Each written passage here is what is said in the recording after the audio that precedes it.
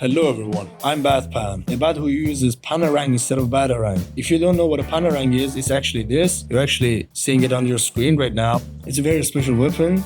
This is my new intro for a couple of videos, okay? And in this series of videos, I'll show you guys the functions I wanted for my game and the way I got them to work. So this video will cover the function of writing the exact thing which is asked of us. For example, a sentence is asked of us. It's gonna check it every character by character, and you'll better understand it in the upcoming minutes. I'm gonna show it at the start of the video, so without wasting time, let's start the tutorial. So what we need here is actually a canvas which I've created before. I made a panel so you guys can see the text better for the background. Then I created subtext, which is actually our actual text where we write. Then I created write this text. This is what it's gonna be in the end. Let me show you guys first. In this hello world, whatever I type is gonna make it capital. For example, instead of another L, I press S. It says wrong answer. You should have pressed N.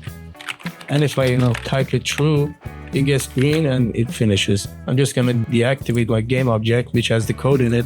You just go here and create another C# script. I'm gonna name it type character partly. So we double click to open it up. We go here, we add this part using Unity Engine.UI. I'm gonna do it with the legacy text, so I need this one using Unity Engine.UI, so I can tell it what a text file is. Then we need a text file for our subtext, so we say public text. I'm gonna name it subtext, which is the text file we write in. Then we need another text. I'm gonna name it above text, which is the text we write, inside that, write this sentence on the top side of the screen as you saw.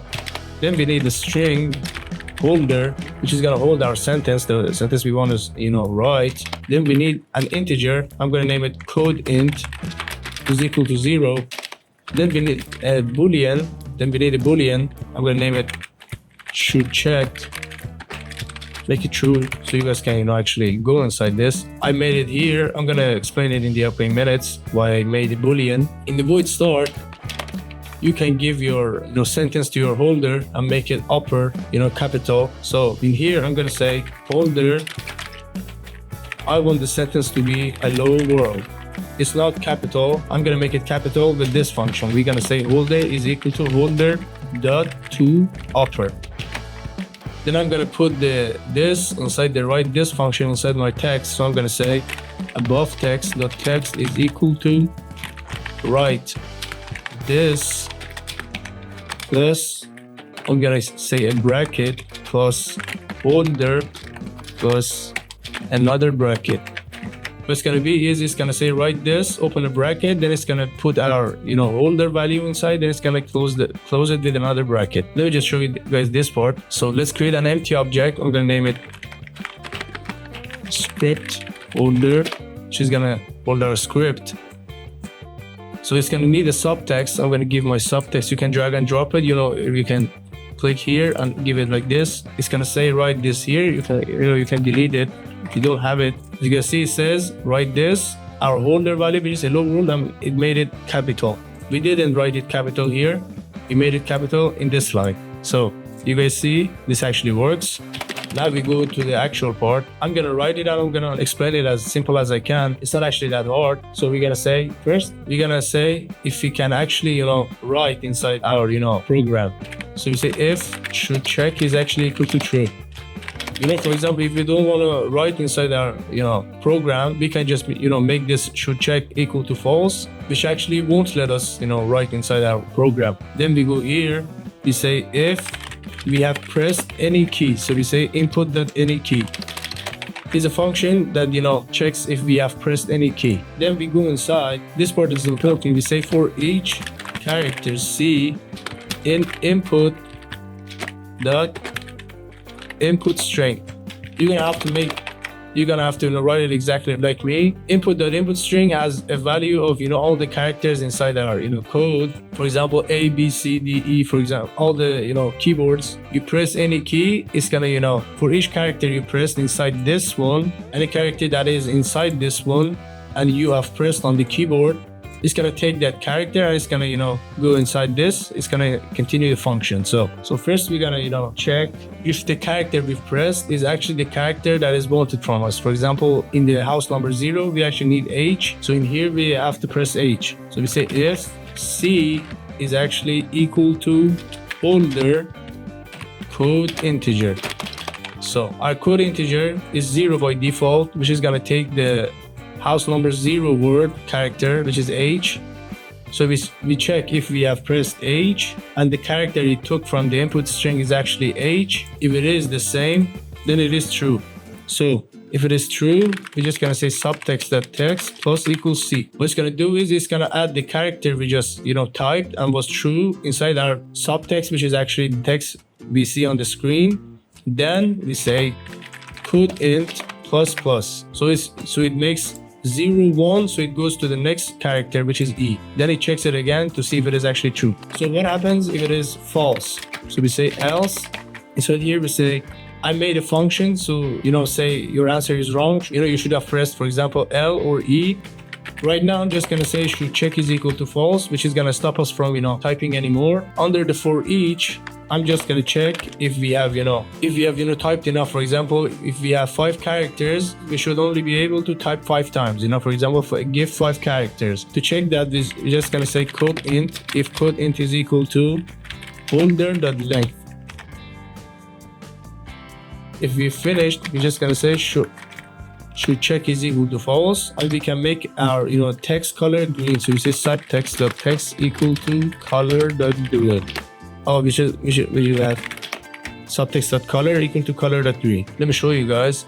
If I say H, if I press E, it's not capital, it's gonna make it wrong. It won't let me type anymore. Let's make our text red.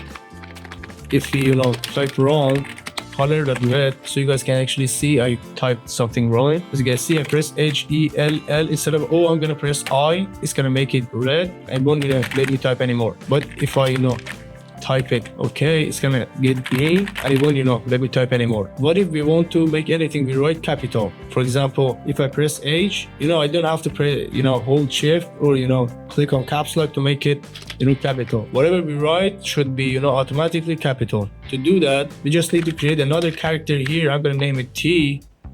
I'm actually gonna make a function.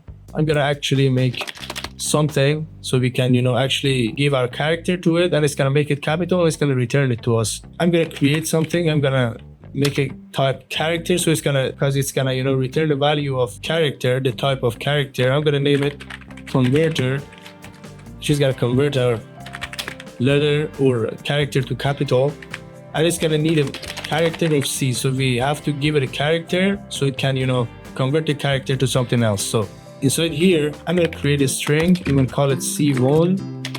Then I'm gonna make a character. I'm gonna call it C2. Or for you guys to understand, I'm gonna make it G1 and G2 so you don't mistake it for this one. Right down here, I'm gonna say G1, which is our string, is equal to C, the character we gave it, dot to string, which is gonna make it a string. Then we say to upper, which is gonna first make it a string, then it's gonna make it upper. Make it capital. Under here, we're just gonna say G2 is equal to G1 house number 0, which is the character we gave it. And we put it inside the character. Then we just, return G2, which is the character which has been capital. So up here, I'm just gonna say T is equal to converter. Now I'm gonna give it the C. The key we've pressed and was actually inside the input string is gonna get into the converter, and it's gonna be a capital, and it's gonna be put inside another character which is called T. So under here, instead of C, you're just gonna have to make them T. Make this T. Just don't touch this one and this one. You can change this and this. I made the converter. Let's go and see. It actually works. I don't touch anything. I just type whatever I want. It is hello world. As you guys see, it made it capital automatically. Now what we need is a function for the wrong answer, which you guys saw that I created. It told us that our answer is wrong, and we should have typed this character. Here we say enumerator. Because we want to wait for 1 second in between each line, I'm going to put inside an enumerator, which is easier to actually make it work. I'm going to name it wrong answer CO, which stands for coroutine. So I know this is actually a coroutine and our enumerator, and it's going to take a character of U. What this character U is actually the thing we should have typed when we press the key. In here, we're just going to say subtext.text equal to wrong answer subtext of color is equal to color that's red. Then we make our code int 0. This part is actually important. You have to make it 0 so it doesn't introduce any bug, and you can start all over again. Then we wait for a second. We say yield return new. Wait for a second. Wait for 1 second. You can put the F, or you can take the F. Wait for 1 second. Then after a second, we're gonna say you should have type this one. I'm first gonna type the classic one, then I'm gonna show you the one which is more beautiful. So we say subtext, the text is actually equal to you should have typed. I'm gonna make plus, and I'm gonna say put it inside the bracket, or say the character U that we took from our code. So the character U we took. So it's gonna say you should have typed this one. We're gonna wait for another second. You return new, wait for a second. Then we go down here and say subtext, the text should equal to empty, which is gonna empty our subtext. It's gonna make our subtext is color to white again. Then make this should check true so we can actually type again. So up here we made the color red. When we typed wrong, we delete that. Instead in here, when we type the wrong answer, we're just gonna say start coroutine. We're just gonna call our wrong answer coroutine, say wrong answer coroutine. And for the character it needs, we just give it older code int. The thing we should have typed and didn't write, we give it this. It's actually gonna work now. Let me show you guys. If I press A, it's the wrong answer. You should have typed O, and it's gonna disappear. So what I said I'm gonna make in the upcoming minutes, and was gonna make my code more beautiful, was this. If you didn't type space, it would just tell you should have typed empty. I'm gonna go here. I'm gonna check if we have pressed space or we have not. So say if u.toString is equal to an empty space. If an empty space is what we got from the code, we should say you should have pressed space. Say else. For the else, we can put this one.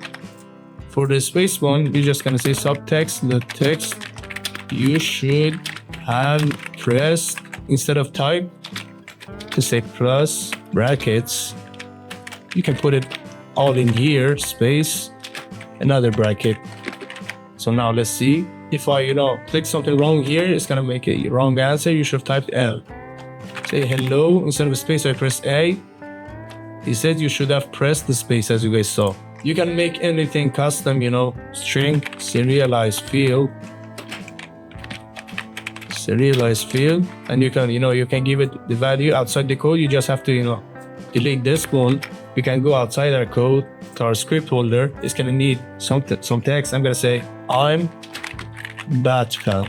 It's gonna make everything capital. As you guys see, it's gonna say you should write I'm BatPan. Say I'm BatPan. If it is true, it's gonna turn green and it won't let you type anymore. So this was the function of typing whatever it wanted from you. I tried to explain it as simple as I could. I hope you guys understand it. This was my way of doing it. I'm gonna go think about something for the end of the video, as I did in my previous videos.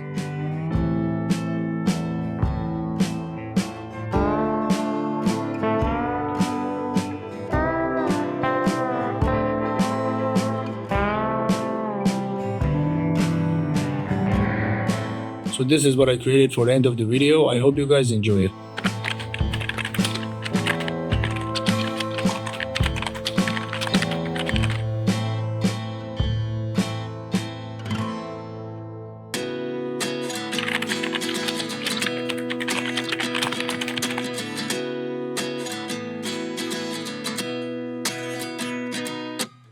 At 29 and I find myself wondering what did happen to the last 10. I ran away with my life, fast forward, never turn back again. It's kind of funny that the more we pass time, the more we need to set them rewind. And 19 was the year I had to leave you, but now I'm seeing all the signs. Is this really happening? Thank you guys for watching, and I'll see you in the next video.